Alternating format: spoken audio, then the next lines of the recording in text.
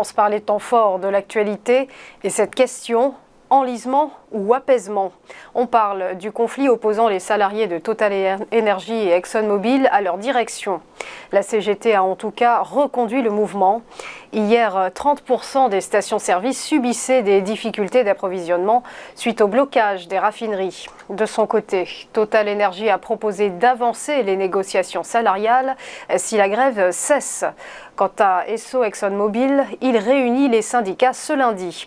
La Première ministre Elisabeth Borne, de son côté, a promis une amélioration progressive de la situation suite à la livraison de stocks stratégiques de carburant.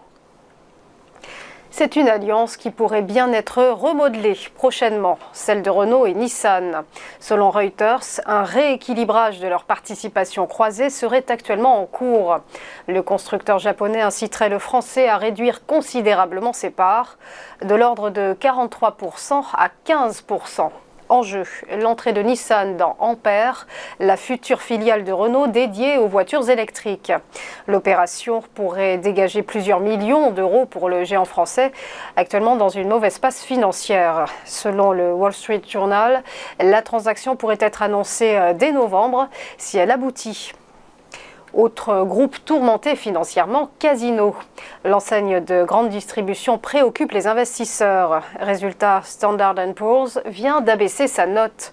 L'agence de notation fait ainsi passer Casino de B à CC+, conséquence de conditions financières moins favorables sur les marchés. Selon Standard & Poor's, le contexte économique devient plus complexe pour le secteur de la distribution en France et les conditions de marché se détériorent, menaçant ainsi la liquidité du groupe, sa capacité à céder des actifs et à refinancer ses dettes. Fin de citation. Depuis le début de l'année, Casino a vu son cours boursier dégringoler de moins 74%, sa capitalisation pesant désormais moins d'1 milliard d'euros. On en vient au point bourse et petit rappel de la clôture des marchés financiers vendredi dernier. Avec cette chute du CAC 40, l'indice parisien qui s'est contracté de moins 1,17%, terminant à 5 866 points. À Francfort, baisse accentuée aussi pour le DAX qui s'est replié de moins 1,59% à 12 273 points. À Londres, en revanche, calme plat pour le FTSE londonien, donc qui est resté stable, moins 0,09%, tandis que l'IBEX 35 s'est rodé, lui, de moins 0,99%. À Wall Street, du rouge généralisé également. Le rapport sur l'emploi américain a effrayé les indices. Le Dow Jones a reculé de moins 2,11%.